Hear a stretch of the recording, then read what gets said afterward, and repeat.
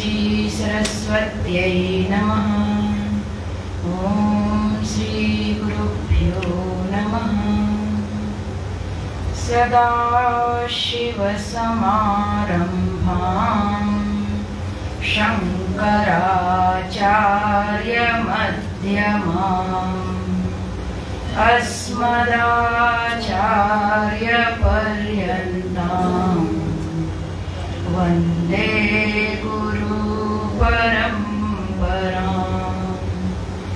मूकं करोति वाचालं पङ्गुं लङ्घयते गिरिं यत्कृपातमहं वन्दे परमानन्दमाधवम्। सानन्दमानन्दवने वसन्तम् आनन्दकन्दं हतपापविन्दम्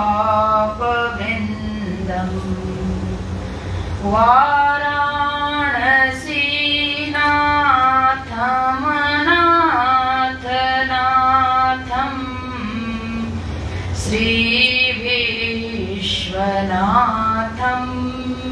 शरणं प्रपद्ये। श्रीविश्वनाथं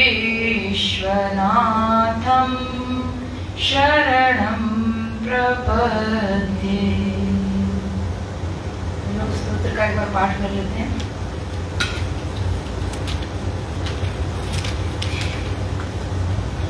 गंगातरंगरमणीयजटाकलापं गौरी निरन्तरविभूषितवामभागं नारायणप्रियमनङ्गमदापहारं वाराणसीपुरपतिं भज विश्वनाथं। वाचामगोचरमनेकगुणस्वरूपं वागीशविष्णुसुरसेवितपादपीठं वामेन विग्रहभरेण कलत्रवन्तं वाराणसीपुरपतिं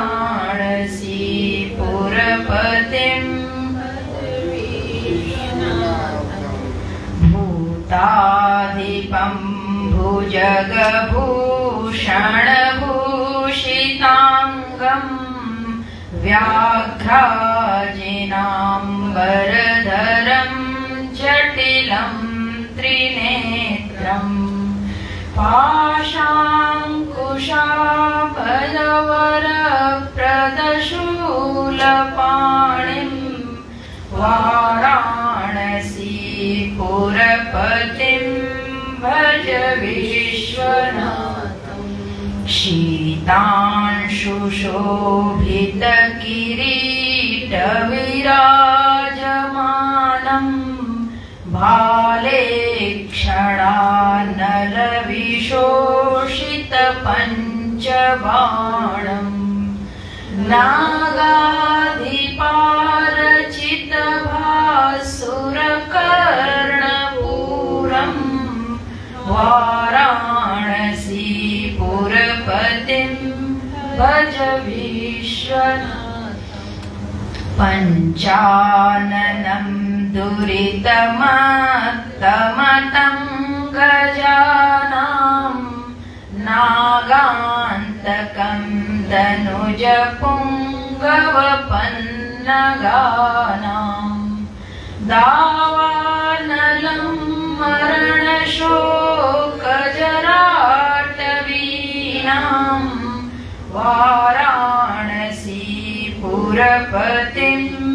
भज विश्वनाथं। तेजोमयं सगुणनिर्गुणमद्वितीयम् आनन्द नागात्मकमपराजितमप्रमेयम् नागात्मकं सकलनिष्कलमात्मरूपम् वाराणसीपुरपतिं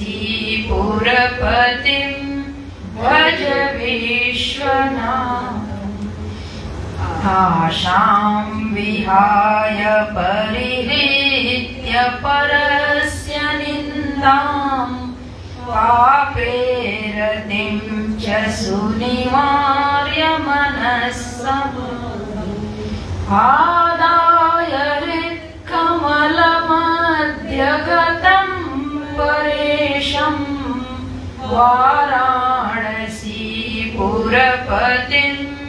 भज विश्वनाथम् रागादिदोषरहितं सजनानुरागं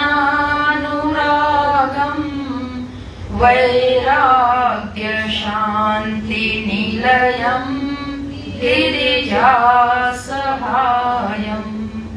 माधुर्यधैर्यसुभगं करलाभिरामं वाराणसीपुरपतिं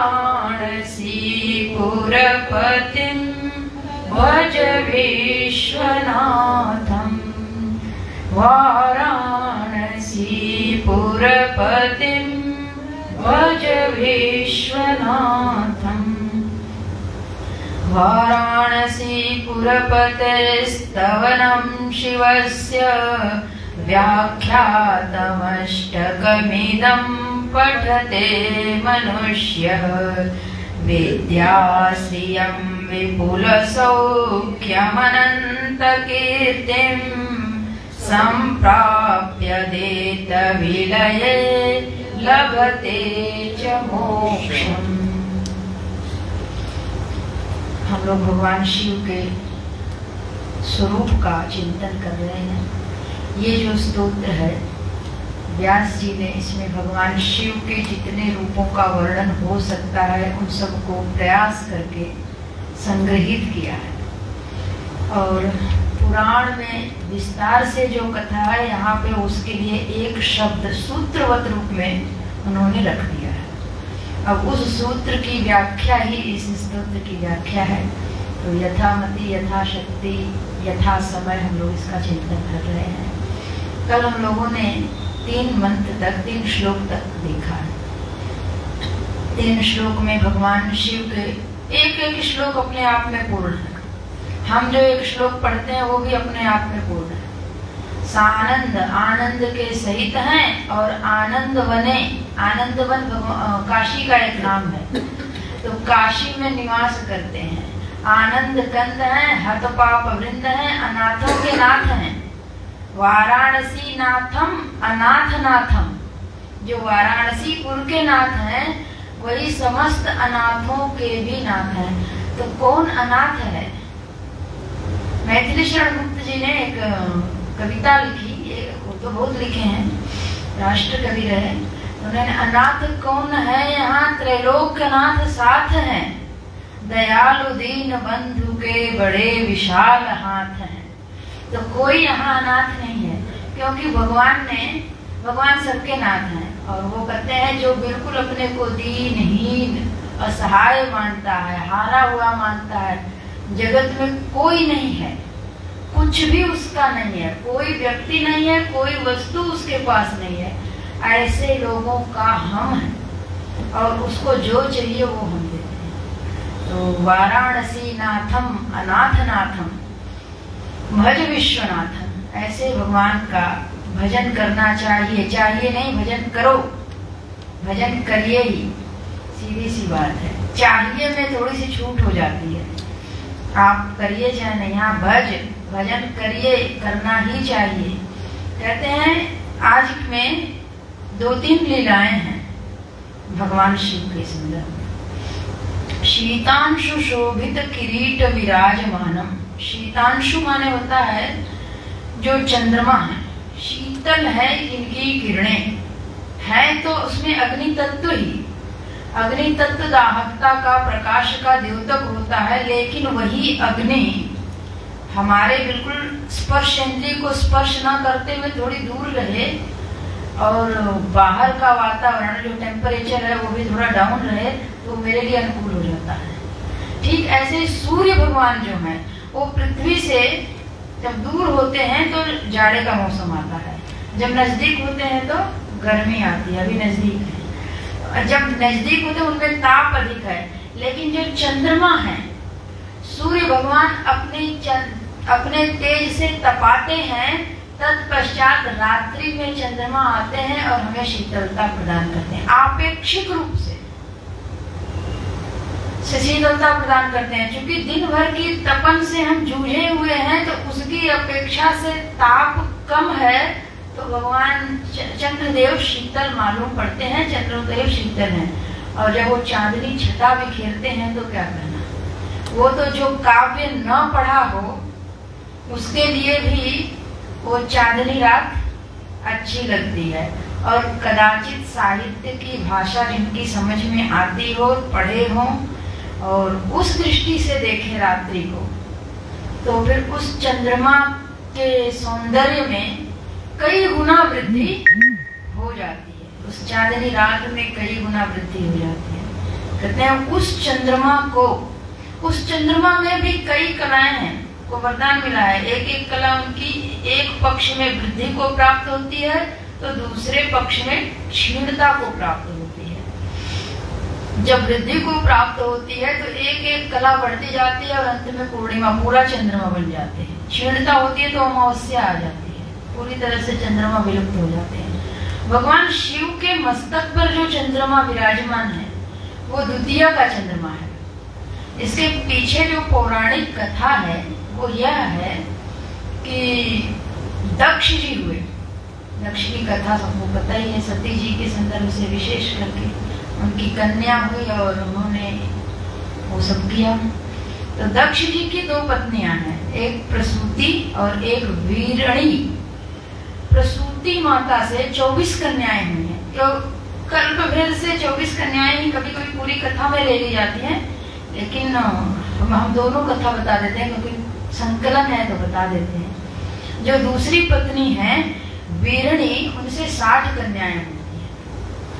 तो उन 60 कन्याओं का दक्ष जी, इन लोगों का अलग विवाह करते हैं, सबको अलग अलग ऋषियों को समर्पित किए, वहां विस्तार से इनको समर्पित किए, सबके नाम है, किसका किनके साथ विवाह हुआ है। करें जो इनकी 60 कन्याएं हैं उनमें से 10 कन्या तो उन्होंने धर्म को दिया, और कहीं कहीं कथा आती है 13 धर्म को विवाहित की गई है, वो अलग कथा है। 10 धर्म को दिए, कश्यप जी को 13 कन्याएं दी। कुल 27 नक्षत्र होते हैं और उसमें एक अभिजित नक्षत्र जोड़ा जाता है तो उसको अलग से 28 कर लिया जाता है।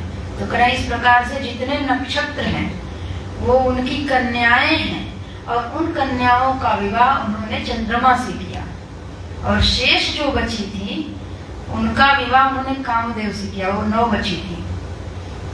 तो इस प्रकार से कामदेव भी उनके दामाद ही हुए।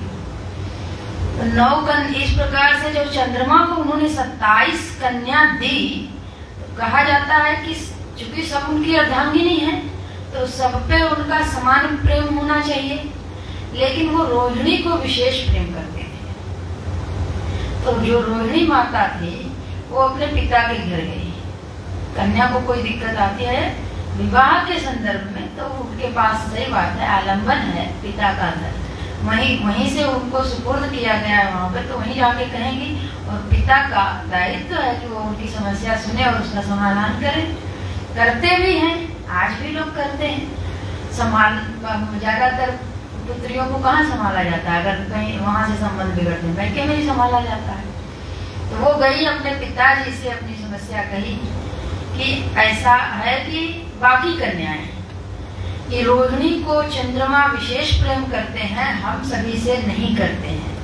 तो दक्ष ने, ये दक्ष महाराज सामान्य व्यक्ति कहने प्रजापति हैं, तो ये लोग कुछ करने में समर्थ होते हैं, शाप देने में समर्थ होते हैं।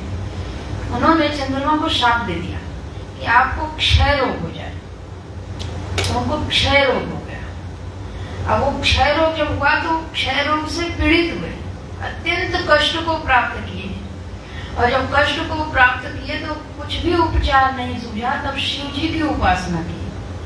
शिव जी की जब उपासना किए तो शिव जी उनकी उपासना से प्रसन्न हुए। प्रसन्न होकर के उनसे कहा कि आप क्या चाहते हैं, क्यों उपासना कर रहे हैं, क्यों तपस्या कर रहे हैं मेरी। तो अपनी समस्या बताया कि मैं इस रोग से पीड़ित हूँ और मेरे इस रोग का आप निवारण कर दीजिए। तो भगवान शिव ने उनके उस रोग का निवारण किया है, और जो उन्होंने उनकी उपासना की थी, उस उपासना के परिणाम स्वरूप उन्होंने उनको अपने मस्तक पर धारण किया, सर्वोत्तम स्थान दिया। यानी कि जब मैं चलूं तो लोग मुझे देखें तो मेरे साथ किसी कोई आता है तो सबसे पहले ऊपर दृष्टि जाती है, बहुत श्रद्धेय होने के बाद चरण में दृष्टि आती है। प्रारंभ में ऊपर देखते हैं कौन आ गए हैं, और जब वो श्रद्धा बलवती होती है, वो हमारे श्रद्धेय बन जाते हैं, तो जब वो आते हैं तो सबसे पहले ये होता है कि हमको प्रणाम करना है, तो ऊपर क्या है वो हम नहीं देखते, चरण देखते हैं। तब चरण में पहले दृष्टि जाती है, बाद में हम ऊपर देखते हैं। तो चंद्रमा को उस जगह पे स्थान दिए ताकि लोग जैसे ही हमारे मुखमंडल का दर्शन करें तो चंद्रमा दिखे, और वो द्वितीया का चंद्रमा है। द्वितीया का चंद्रमा, प्रथमा जो प्रतिपदा का चंद्रमा है, प्रथमा वो प्रतिपदा बोलते हैं, प्रतिपदा का चंद्रमा दिखता नहीं है, द्वितीया का चंद्रमा प्रथम दृष्टि गोचर होता है। और वो जो दिखता है तो वो उसमें जो प्रकाश है उसको बड़े ध्यान से देखने की आवश्यकता पड़ती है, और उसकी महिमा बड़ी है। द्वितीया का चंद्रमा दर्शन करने मात्र से जीवन में सुख, शांति, समृद्धि आती है, शीतलता आती है। जीवन अगर संतप्त है तो उस ताप का शमन होता है द्वितीया के चंद्रमा, लेकिन वो बहुत अल्प काल के लिए उदित होता है, इसलिए लोग देखना तो चाहते हैं, कोई देख पाता है, हर दिन नहीं देख पाते। तो कहते हैं द्वितीया के चंद्रमा को भगवान शिव ने अपने मस्तक पर धारण किया। और जो दर्शन करता है, आदि भौतिक में जो चंद्रमा है तो वो बड़े टेढ़े दिखते हैं, यानी बिल्कुल कटे हुए हैं ना। अभी कलाओं का धीरे धीरे विकास होगा, बिल्कुल कटे हुए से वक्र गति। तो कहना जितने उससे यह भी इंगित होता है, जितने टेढ़े मेढ़े लोग हैं, जितने वक्र लोग हैं, कुटिल लोग हैं, वो अगर कदाचित भगवान शिव की शरण ग्रहण कर लें, शिव जी की शरण में चले जाएं, तो भगवान उनको भी ऊंचा दर्जा देते हैं। और चूंकि भगवान शिव ने ऊंचा दर्जा दे दिया, तो जो वक्र है, जो टेढ़ा है, कोई बड़ा आदमी स्वीकार कर ले और बार बार तारीफ करे, तो सच बात है वो व्यक्ति सोचेगा कि जब मेरी इतनी तारीफ हो रही है, फिर 20 लोग, 50 लोग, 100 लोगों के बीच में मेरी तारीफ हो रही है, तो कल को ये लोग अकेले मिलेंगे तो मुझे कुछ तो अपना व्यक्तित्व बचाना है, तो अपने भीतर गुणों का आधान करेगा। चंद्रमा जी तो देव ही थे, लेकिन जो कोई भी टेढ़ा मेढ़ा हो, वो अगर भगवान शिव की शरण में जाए तो भगवान शिव में जो गुण हैं, सन्निधि मात्र से धीरे धीरे उस व्यक्ति के भीतर का जो, जिसको दूसरा शब्द बोला जाता है वाइब्रेशन, समझ में आएगा। ये वाइब्रेशन है कि उनका वाइब्रेशन हमको प्रभावित कर रहा है, और हम अपने वाइब्रेशन को, यानी जो निगेटिविटी है, उसको दूर करने के लिए अब तैयार हो रहे हैं। क्योंकि अब भीतर कोई ऐसे प्रेरक तत्व मिले हैं, जैसा अभी उपनिषद में लोग पढ़े, कोई प्रेरक है जो मन को प्रेरित कर रहा है। तो भीतर कोई है, मन को ही अब सीधे सीधे बोल रहा है, तुम्हें झूठ नहीं बोलना चाहिए, तुम्हें इनके साथ धोखा नहीं करना चाहिए, ये कितने भी कैसे भी हों, इनको कटु वचन नहीं बोलना चाहिए। इनको कटु वचन कहेंगे तो इनके चित्त में कष्ट पहुंचेगा, जब वो कष्ट को प्राप्त करेंगे तो उनको कष्ट पहुंचा करके आप सुखी नहीं होंगे। तो धीरे धीरे वो भावना बढ़ती जाती है। इसीलिए कहते हैं जो साधक होते हैं ना, थोड़ी साधना करने लगते हैं तो साधना की ये पहचान है कि हमारी साधना प्रबल हो रही है कि नहीं। तो हम किसी के साथ अगर उटपटांग व्यवहार कर रहे हों, उस व्यवहार के बाद वो व्यक्ति व्यथित हुआ कि नहीं हुआ, इसका हमको फर्क नहीं पड़ा, लेकिन हमने कहा और फिर हम सोचें कि अरे वो उसको कितना कष्ट हुआ होगा, हमारा चित्त उद्विग्न हो और उस उद्विग्नता में ये तय करे कि आगे से हम ऐसा व्यवहार नहीं करेंगे, ऐसी वाणी नहीं बोलेंगे, ऐसा व्यवहार नहीं करेंगे कि जिससे दूसरे के चित्त में क्षोभ उत्पन्न, दूसरे के चित्त में कष्ट हो, दूसरे का मन व्यथित हो। हमने बोला वो घंटों भर परेशान है, उसकी जो आगे के कार्य थे मेरे एक वाक्य ने पूरा डिस्टर्ब कर दिया, तो उस कार्य से न जाने कितने लोग प्रभावित हुए होंगे। तो जितने लोग प्रभावित होंगे उन सब का पाप तो मेरे सिर पे आ गया, ऐसा सोचने लगेगा तो हर व्यक्ति के पास अपने निजी कुछ काम होंगे ही, और क्या होंगे वो हम नहीं जानते, हम सबके काम को लेकर बैठे थोड़ी ना है। लेकिन मेरे वाक्य से अगर प्रभावित हुआ तो उसका जो प्रभाव पड़ेगा दूसरे पर, उससे तो वो हमारे खाते में तो आ ही जाएगा। ऐसा करके जो कोई भी सोचता है तो धीरे धीरे वो वक्रता ऋजुता में बदलती है। वक्र का विलोम है ऋजु, और उसका दूसरा है टेढ़ा। टेढ़ा का अर्थ है सरल, तो सरल होता है। तो संत लोग धीरे धीरे, क्योंकि संत ने यही एक लक्ष्य बनाया है कि हम भगवान की भक्ति करेंगे, भगवान की प्रीति को प्राप्त करेंगे, भगवान को प्रसन्न करेंगे और भगवान की कृपा को प्राप्त करेंगे। भगवान आ करके कहें कि आप मेरे हो। हम तो उनके पास चले ही गए हैं, चले गए इसका मतलब यही है कि हमने तो कह दिया है कि हम आप हमारे हो, लेकिन अब दूसरा काम आपको करना है कि आप कहिए कि आप मेरे हो। जैसे राम जी भरत जी का भजन करते हैं और भरत जी राम जी को भजते हैं। राम जी भरत जी को भजते हैं, ये तो भरत जी की भक्ति है, लेकिन राम जी भरत जी को भजते हैं, ये भरत जी की भक्ति की पराकाष्ठा है। तो जब कोई संत भक्ति करता है तो भगवान उसको अपनाते हैं। जब भगवान अपनाते हैं तो उनके जीवन में वो जो संत के लक्षण हैं, संत के गुण हैं, वो आते हैं। उसके आने का तात्पर्य है कि जीवन सरल होता चला जाता है, जीवन सहज होता चला जाता है। अन्य लोगों के साथ जब वो मिलते हैं तो अन्य दूसरे लोग उनके सामने रहते हैं तो उनको कंफर्ट फील होता है कि इनके साथ और अधिक समय बिताया जाए, और अधिक समय बिताया जाए, और इनके साथ रहने से मुझको मेरे भीतर के जो दुख है ना वो भूल रहे हैं, ये तभी वो खत्म नहीं हुए हैं, लेकिन इनके सन्निधि में रहने से जिस आनंद की अनुभूति हो रही है वो सब कहीं पीछे चले गए हैं। ये सारे भगवान की सन्निधि मात्र से प्राप्त होता है। तो चंद्रमा ने भगवान शिव की भक्ति करी है तो उसको भगवान ने अपने मस्तक पर धारण किया। करें किरीट मुकुट की भांति अपने जटा में एक साइड में, वो भी सही जगह पे रखते हैं भगवान। कहते हैं राम जी भी जब जटा बनाते हैं तो बीच बीच में कहाँ फूल लगाने हैं।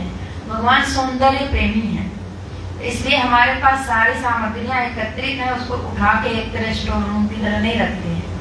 अपने शरीर पे कौन चीज कहाँ रखनी है, कैसे रखनी है, उसको भी संभाल के रखते हैं। और ऐसे जब तो भीतर का जब परिवेश सुव्यवस्थित है, सुंदर है, तो बाहर का परिवेश भी हम सुंदर बना सकते हैं। भगवान उसको कैसे अपने मुकुट के रूप में धारण करते हैं, तो साइड में वो चंद्रमा दिखता है। तो ये भगवान की एक विग्रह, शास्त्र सम्मत विग्रह है, जिसमें हमको जटा बनाना है तो जटा में गंगा जी हैं और चंद्रमा भी विराजमान है। ये उनका एक रूप है।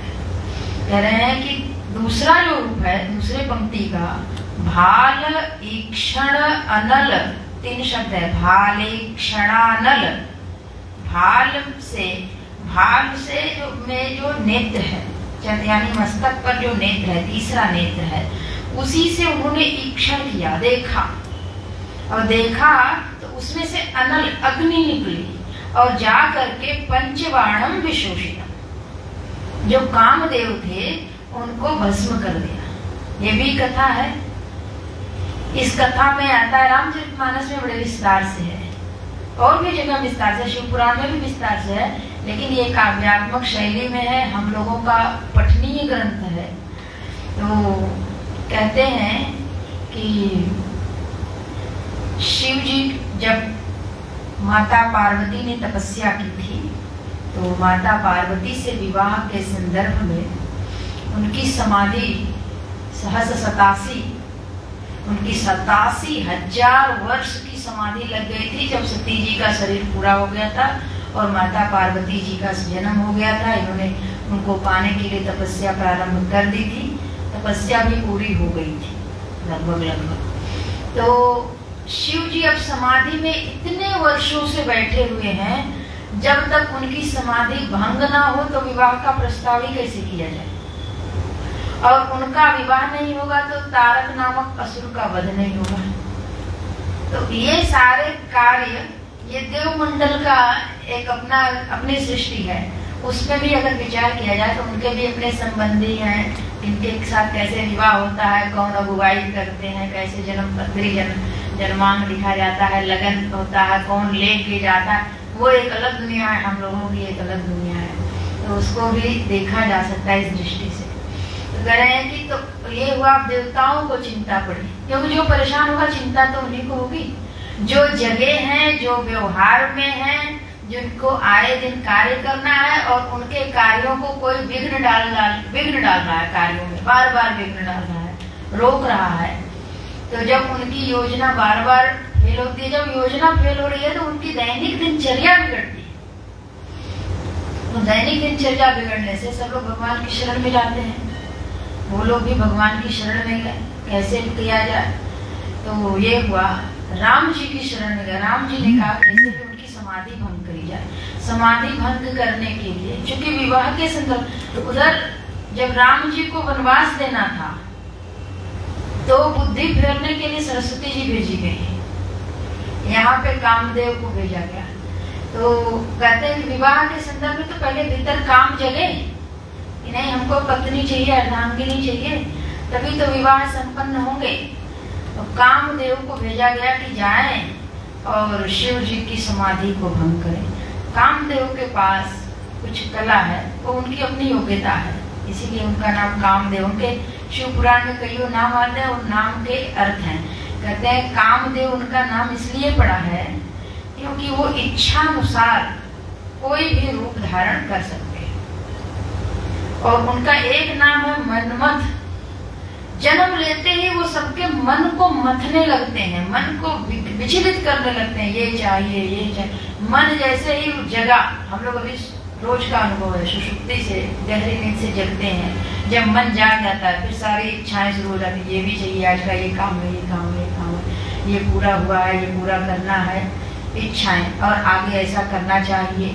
तो सारी इच्छाएं, तो वो मन को मथते हैं और मत करके उसमें ढेर सारी कामनाओं को उद्दीप्त करते हैं, प्रकट करते हैं, और वो प्रकट करके उसको स्थिर रखते हैं। उसको विस्मृत कराने का काम तो प्रभु का है, भगवान कराते हैं। क्योंकि कामनाएं जैसे जैसे शमित होती जाती हैं, शांत होती जाती हैं, तो मन शांत होता है, और शांत मन तो भी प्रभु की तरफ चल जाता है। और ये कामदेव मन में तरह तरह की कामनाओं को बढ़ाते हैं। वहां गए हैं और अपना पूरा जाल बिछाए हैं कि शिव जी के समाधि को भंग किया जाए। लेकिन कहते हैं कि जब सब जाल बिछ गया तो धरी न काहू धीर सबके मन मन सिज हरे, जे राखे रघुवीर ते उगरे ते काल मन।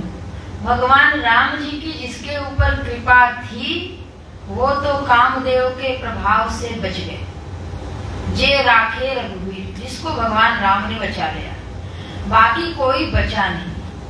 और भगवान शिव जी तो राम जी के परम भक्त हैं वो, और लेकिन राम जी की इसमें इच्छा है कि शिव जी की समाधि भंग हो गई, तो शिव जी की समाधि वैसे ही अचल रही।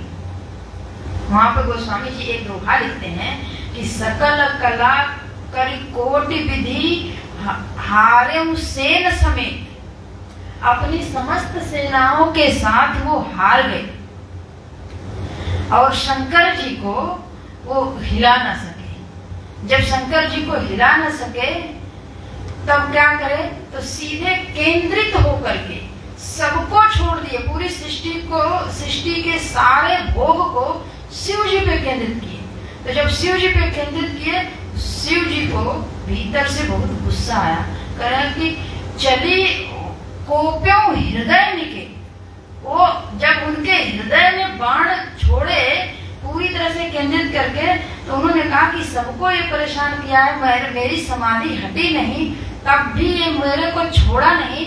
तो उन्होंने हृदय से क्रोध किया और कहते हैं कि कुछ किए नहीं, बस इतने ही खोले और खुलते ही चितवत काम भयं जरी छारा, जब शिव तीसर नयन उघारा। जैसे ही तीसरा नेत्र खुला प्रभु का, कौन है ये पूरा सृष्टि में उथल पुथल मचा रहा है, तो कहते हैं कि अभी देख ही, ऐसे किए ही कि देखते पहचानते वो जल करके भस्म हो गए। फिर वहाँ उनकी पत्नी रति आती है, उनको वरदान देते हैं, क्योंकि करुणा वरुणालय है ना, और चूंकि समाधि में सबकी तपस्या में भंग डाल रहे थे, उनकी तपस्या में कोई प्रभाव नहीं पड़ रहा था, लेकिन अन्यों पे पड़ रहा था। तो भगवान शिव को बड़ा क्रोध आया। जब ऐसा किए हैं तो उसको ही भगवान व्यास जी ने यहाँ पे याद करके, उनकी उन्हीं लीलाओं को याद करके लिखा है कि भाले क्षणा नल विशोषित पंचबाणम। पंचबाणम उनका नाम है क्योंकि उनके पास 5 बाण है। 5 बाण क्या है, हमने वो लिखा है यहाँ पे। एक है मारण, दूसरा है स्तंभन, तीसरा है जृंभण, फिर शोषण, और 5वां है उन्माद या मनमथ। यानी कि ये सारी विद्याओं को, ये कोई ऐसे बाण नहीं है। बाण में ना वो फूल के बाण मारते हैं, पुष्प के बाण मारते हैं, जिससे लोगों के मन में, पुष्प तो बड़ा कोमल होता है, तो वो मन पे जा करके मन को आकर्षण करता है, और ऐसा आकर्षण करता है कि जिस तरफ आकर्षित होता है उसमें जाकर के आसक्त हो जाता है। क्योंकि कामदेव के संदर्भ में तो ये आता है माया के संदर्भ में, ये प्रभु के संदर्भ में। अगर वही प्रभु में लग गया तो कामदेव बहुत दूर हो जाएंगे। ये लीला भगवान शिव ने इसीलिए की है कि जो मेरा भक्त होगा उसके पास काम नहीं आएगा, जहाँ राम तहाँ काम नहीं। और काम जाएगा कैसे, गोस्वामी जी ने सूत्र दिया है, बिनु संतोषन कामन साहि, काम अछत सुख सपने हुनाहि। अगर कोई जीवन में सुख चाहे और कामना बनी रहे तो कहते हैं कि सुख नहीं मिलेगा। कामना पर अगर वेदांत में तो खूब विचार किया जाता है, कामना का अंकुरण किस मनोभूमि में होता है। तो कहते हैं कामना जिस वस्तु की होती है वो वस्तु आज हमें अप्राप्त है, और अप्राप्त होने के कारण वो वस्तु मुझसे पृथक है। पृथक है इसका तात्पर्य ये है कि जो वस्तु है उसमें आकर्षण अधिक है, उसमें सुख अधिक है, ऐसी मेरी मान्यता है। उस वस्तु के बारे में हमारी ऐसी समझ बनी हुई है। तो जो वस्तु मुझसे पृथक है और मेरे पास नहीं है, तो तात्पर्य है कि मैं अतृप्त हूं, और जब वो वस्तु मुझे प्राप्त हो जाएगी तब मुझको तृप्ति की अनुभूति होगी। पता नहीं होगी भी कि नहीं, क्योंकि जब वस्तु मिलती है तो उस वस्तु के गुण और धर्म, हमको गुण दोष के धर्म पता चलते हैं। जब तक नहीं मिली होती है, नहीं मिलने के पीछे तो ढेर सारे विज्ञापन होते हैं ना।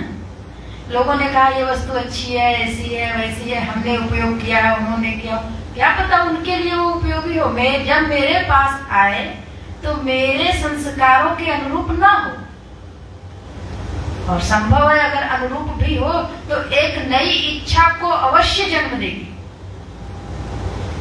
कि मेरे साथ ये चीजें भी होनी चाहिए। जैसे ये मोबाइल है, तो मोबाइल के साथ अब एक स्टैंड होना चाहिए। स्टैंड हो जाएगा तो इसके साथ फिर एक हेडफोन होना चाहिए। फिर धीरे धीरे क्या क्या क्या क्या क्या क्या बढ़ता चला जाएगा। और जब वो सारी चीजें हो जाएंगी तो रोज इसका उपयोग नहीं है तो क्या इसको संभाल के रखना है, वो कौन करे। तो ये सारी चीजें बढ़ती चली जाए। लेकिन कहते हैं कि अतृप्ति की प्रथम जरूरत है। और स्वरूप कैसा है पूर्ण तृप्त। तो तात्पर्य यही हुआ कि अज्ञान, अपने स्वरूप के अज्ञान के कारण ही हम पूर्ण तृप्त होते हुए भी अतृप्त हैं, और अतृप्ति की भूमि में कामना। तो जब पूर्ण तृप्त को पूर्ण तृप्त का बोध नहीं है और वही सुख स्वरूप है, तो कहाँ सपना सुख नहीं? बात सही है। अगर सुख की ही तलाश में हम हैं, विचार करेंगे तो वो पता चलेगा। तो सुख की पूर्ति तभी होती है जब कामना का नाश हो। कामना के नाश के लिए, कामना पूरी तरह से हट जाए, उसके लिए संतोष की आवश्यकता है। और संतोष के लिए एक दोहा आता है, चाह गई चिंता गई मनुआ बेपरवाह, तुलसी जिन्हें कछु न चाहिए वे साहन के साह। ऐसे चाहने को बहुत कुछ चाहिए, बहुत कुछ चाहिए, बहुत कुछ चाहिए, लेकिन जब विचार किया जाएगा तो अंत में यही निकलेगा कि इन सारी वस्तुओं के अतिरिक्त भी हम रह लेते हैं। कब रहते हैं? अपने निद्रा काल में तो रहते ही हैं। जब साधना करते हैं, समाधि में किस वस्तु की जरूरत चाहिए? ध्यान करते हैं, तो ध्यान करने के लिए हमको केवल अपना जो कार्यकरण संघात है, इसको स्वस्थ रखने की जरूरत है। और भीतर एक ऐसे ज्ञान की जरूरत है जो मुझको उस साधना में लगा सके, उस ज्ञान की जरूरत है। इसलिए प्रारंभ में ये सारे सत्संग, इसको क्रिया योग एक शब्द दिया जाता है। जब तब ध्यान साधना ये सब किया जाए, करें कि कामना को नाश करने के लिए, कामना का हनन करने के लिए, संतोष की वृद्धि के लिए वैराग्य के प्रतिनिधि हैं। परम वैराग्य के प्रतिनिधि भगवान शिव है। भगवान शिव भस्म लगा करके श्मशान में निवास करके पूर्ण तृप्त और पूर्ण आनंद में विद्यमान रहते हैं, और वहां रह करके भोले भाले हैं। भक्त जो कुछ भी मांगता है उसको वो सब देते हैं। वहां कुछ नहीं है। स्वयं भोजन के लिए माता अन्नपूर्णा से भिक्षा मांगते हैं, भिक्षा देवी। लेकिन अगर भक्त उनके दरवाजे पहुंच जाए तो ऐसे दीन दयालु हो दाता, कौड़ी नहीं रखी घर में। आप ऐसे हैं कि जिसने जो मांगा सब आपने दे दिया। तो भगवान शिव की भक्ति करने से, और चाहिए भी भोग तो उन्हीं से मांगे, तो वो भोग भी देंगे तो कुछ इस प्रकार से देंगे कि हमारा भोग भी पूर्ण होगा और मोक्ष के मार्ग भी प्रशस्त होंगे, खुलेंगे। उसमें हम आसक्त नहीं होंगे, उसमें लिप्त नहीं होंगे, वो हमारे बंधन का कारण नहीं बनेगा। तो ये कामदेव की लीला आदि भौतिक में है कि उन्होंने अपने जीवन में से काम ने जब प्रेरणा करी तो उसका हनन किया। और जब हनन, सप्तर्षि एक बार आते हैं माता पार्वती जी के पास और कहते हैं कि विष्णु जी शिव जी से अच्छे हैं, और आपने नारद जी के उपदेश से ऐसे वर के लिए इतना तपस्या किया। उनके पास न घर है, न वो सांप धारण करते हैं, न उनका जो शरीर है वो भी देखने में अमंगल है, अशुभ वेश शिव धाम कृपाला। तो ये है भक्त की, माता पार्वती की मान्यता। वो अशुभ तो है, अशुभ तो है, लेकिन शिव धाम है, कल्याणकारी है। तो माता पार्वती का कहना है कि जन्म कोटि लगी अगर हमारी, बरहु शंभु न त रहूं कुमारी। मैं शिव जी के लिए अपना ये जन्म हार चुकी हूँ और मुझको शिव जी ही चाहिए। जिस समय कामदेव को वो भस्म कर देते हैं, उस समय फिर सप्तर्षि वापस जाते हैं। ये उनकी अंतिम परीक्षा है कि माता पार्वती जी भी अचल हैं, स्थिर हैं, दृढ़ हैं कि नहीं। बोले कि कामदेव को तो उन्होंने भस्म कर दिया, तो वो तो विवाह करना नहीं चाहते, महावैरागी हैं। तो वो कहती हैं कि तुम्हारे जान आकाम अब जारा, अब लगी शंभु रहे सविकारा। हमरे जान सदा शिव जोगी, अज अनवद्य अकामय भोगी। आपकी दृष्टि से भगवान शिव अब तक स्वीकार विकारों से युक्त रहे, यानी कि कामी रहे। लेकिन हमारे दृष्टि से वो जब नहीं कामदेव को जलाए थे, ये लीला नहीं किए थे, तब भी मैं यही जान रही थी शिव जी को कि वो निर्विकार हैं, अविकारी हैं। काम उनके जीवन में, उनके चरित्र में, उनके व्यक्तित्व में प्रवेश कर नहीं सकता है। उनका स्वरूप ही कुछ इस प्रकार का है कि उसमें काम नहीं है, और वहां अगर काम प्रवेश करना चाहेगा तो वो नष्ट तो होगा नहीं, ये भी मुझको पक्का पता है। इतना जानने के बाद ही हमने उनका वर्ण किया है। हमारे जान सदा शिव जोगी, शिव जी हमारे जानकारी में तो सदा से योगी ही रहे हैं। अज हैं, अजन्मा है, अनवद्य है, उनका कोई आदि अंत नहीं है, अब अकाम है, अभोगी है।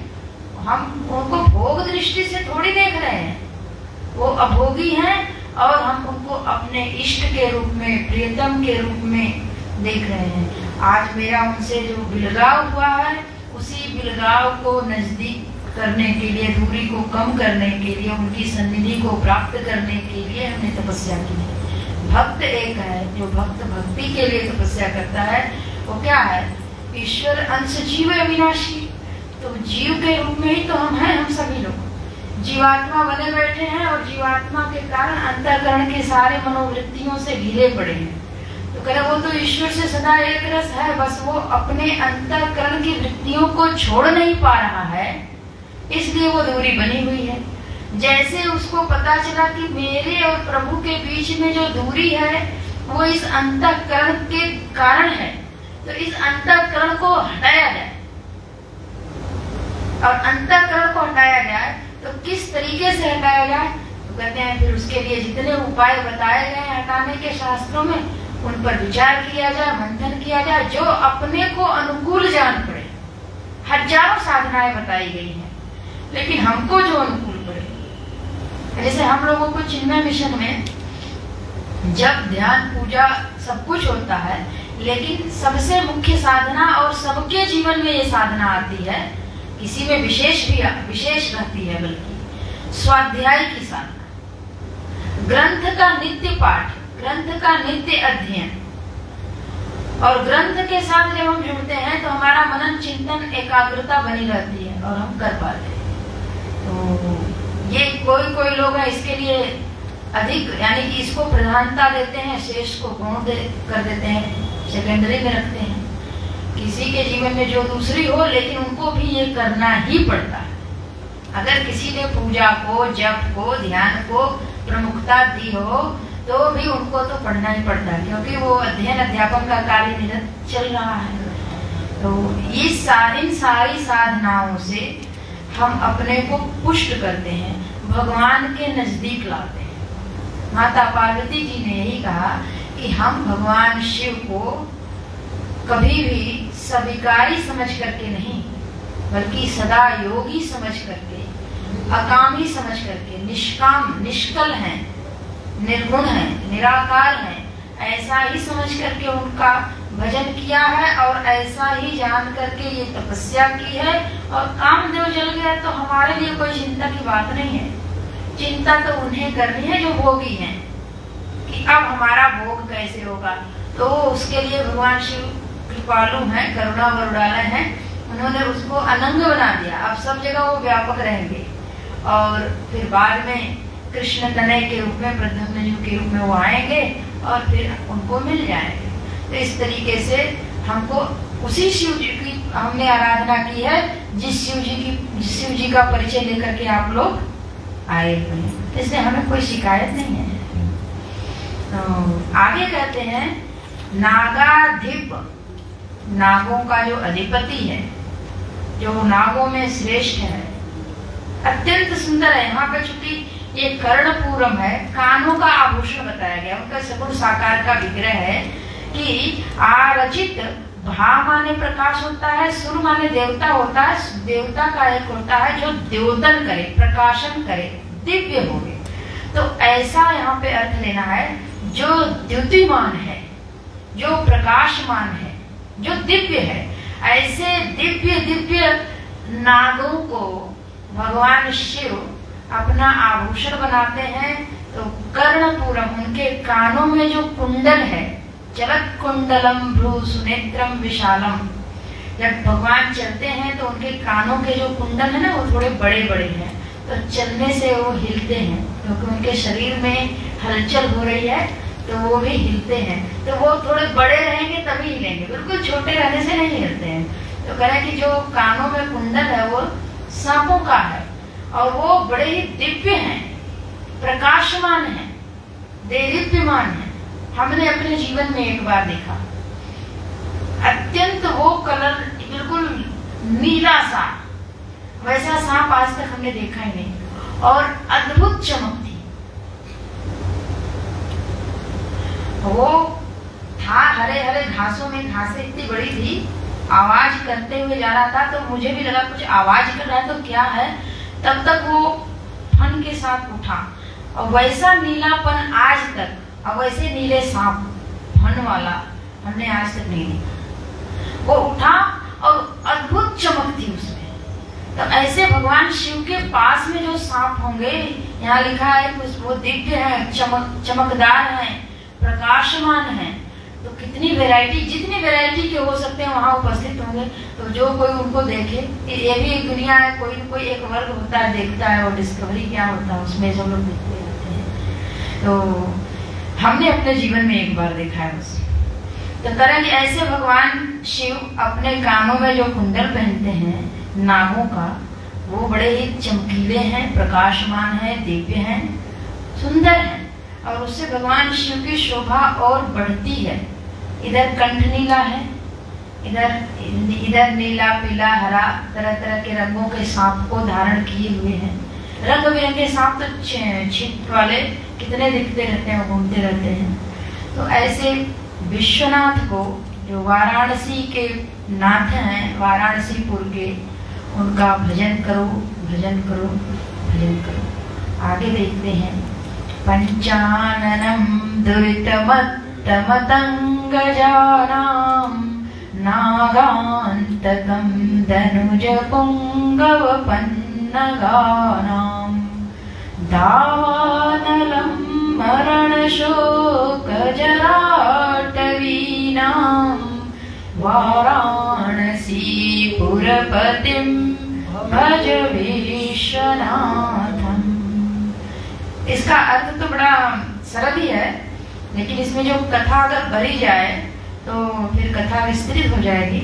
आज थोड़ा सा करके 5 मिनट का समय है, उसमें पूरा करेंगे, कल देखेंगे। हाँ अभी है, इतना करते हैं। कहते हैं कि जिन जिन से सहज बैर होता है उसको यहाँ पे दिखाया है कि जैसे हाथी और सिंह जंगल में रहते हैं और इनके सहज बैर होते हैं। अगर सिंह, ये बस अंतर इतना ही है कि दोनों वहां जी पाते हैं और रह पाते हैं, क्योंकि सिंह को जब तक भूख नहीं लगती है तब तक वो आक्रमण नहीं करता है। ये भी स्वभाव किसने डाला है? परमात्मा ने डाला है। सबको भगवान ने ऐसे ऐसे स्वभाव डाले हैं कि ये सृष्टि व्यवस्थित भी रहे और चलती भी रहे, और एक दूसरे का आपस में, जीव ही जीव का भोजन है तो हनन भी होता रहे। अगर संख्या भी बहुत बढ़ जाए तो भी दिक्कत है, बिल्कुल घट जाए तो उनका भोजन ही नहीं रहेगा तो भी दिक्कत है। तो सृष्टि संतुलित रहे, तो उन्होंने द्वंद्वात्मक ही सृष्टि है। हम लोग इसको कहते हैं कि वृत्ति का रूप देखा जाए तो सिंह वृत्ति भी होती है, हाथी वाली वृत्ति भी होती है। ऐसे करके वृत्तियों, भागवत जी में वृत्तियों का बहुत प्रकरण ही आता है।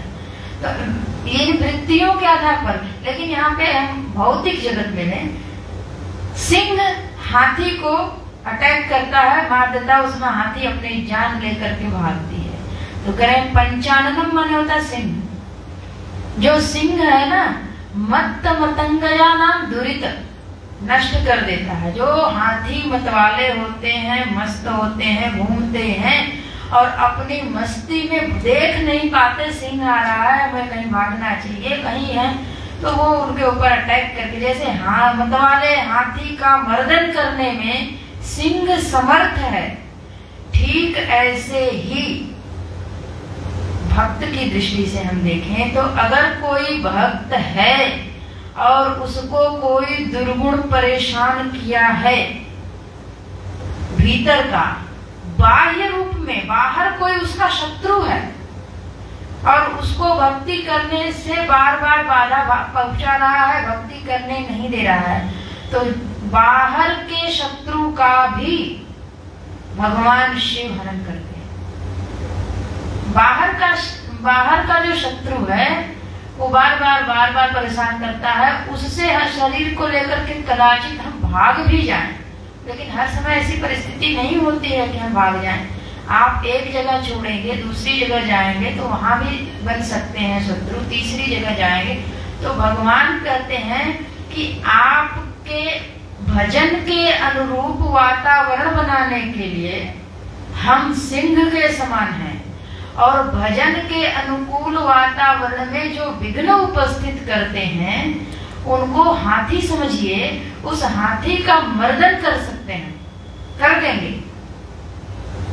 भीतर है जो हमारे भीतर की दुष्प्रवृत्तियां हैं, दुर्गुण हैं, उनको तो हमें ही हटाना है, क्योंकि भीतर के शत्रु का हनन हमारे सिवा कोई दूसरा जानता ही नहीं और उसको पाला भी हमने है। तो करें भीतर के शत्रु का हनन करने के लिए आप मेरे नाम का सहारा ले लीजिए। नाम जब अगर कठिन लगे, एक ही शब्द बार बार बोले से, तो एक भजन ले लीजिए। तो उस भजन के आश्रय से आप भजन गुनगुनाइए।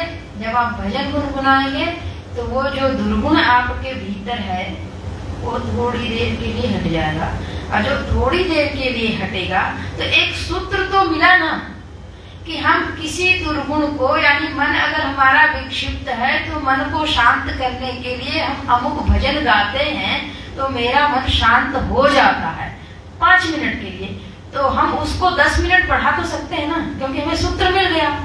तो हम अपने भजन को 10 मिनट बढ़ा दें, हम अपने भजन को आधा घंटा कर दें, हम अपने भजन को 1 घंटा कर दें। अब जब ऐसे बढ़ता है तो फिर प्रश्न आता है कि हम भजन को बढ़ाएंगे तो अपना काम कैसे करेंगे। इसीलिए कहा जाता है कि जो काम कर रहे हैं उस काम में ही भगवान को आरोपित कर दीजिए कि सब काम भगवान के हैं।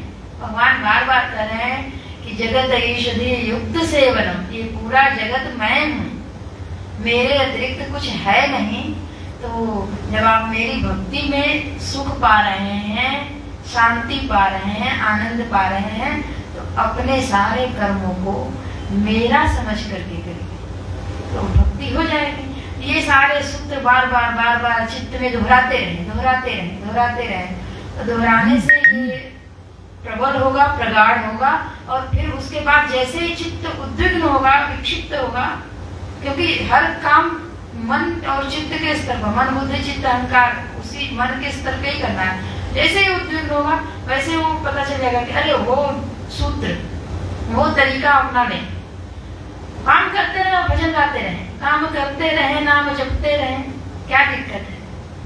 काम करते करते नाम जपते रहे तो हो जाएगा। और कोई विशेष काम है, विशेष विचार करके काम है, तो आपका चित्त उद्विग्न होगा ही नहीं, क्योंकि उसमें ऑलरेडी इतने विचार की जरूरत है कि उसी के लिए सोचना है, दूसरी बातें सोचने की जरूरत है ही नहीं।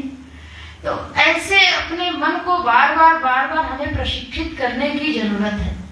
जब हम प्रशिक्षित करेंगे तो भगवान कहते हैं ये जो प्रशिक्षण है ना, मेरी तरफ आप आइए, मेरी भक्ति करने लगिए, तो धीरे धीरे वो सूत्र बड़ी सरलता से आपके हृदय में स्थान बनाने लगेगा। बस ये सो कह दीजिए कि मोह सम कौन कुटिल खल कामी, मैं तो बड़ा कुटिल हूँ, मैं बड़ा खल हूँ, मुझसे कुछ संभलता नहीं प्रभु। तो भगवान कहेंगे कि ठीक है, आपसे नहीं संभलता है तो आप मेरा भजन करिए, मैं सिंह बन करके उसका नाश करूंगा। मैं, और क्या कह रहे हैं कि मैं उसको गरुड़ बन करके, यानी कि वो सारी, जैसे नागों का अंत गरुड़ करते हैं, तो मैं गरुड़ बन करके उस दैत्य रूपी नाग का नाश कर दूंगा। मैं आपके भीतर जितने शोक हैं, जितने मृत्यु संबंधी भय हैं, वृद्धावस्था संबंधी भय हैं कि आगे क्या होगा क्या होगा क्या होगा, उसको दावाग्नि बन करके भस्मीभूत कर देंगे। बस एक ही बात है, भज विश्वनाथ, वाराणसी पुरपतिम भज विश्वनाथ। आज की कक्षा यहीं पूर्ण करते हैं। हरिओम। ओम पूर्णमदः पूर्णमिदं पूर्णात् पूर्णमुदच्यते पूर्णस्य पूर्णमादाय पूर्णमेवावशिष्यते। ओम शांति शांति शांति। हरि ओम। श्री गुरुभ्यो नमः। हरि ओम।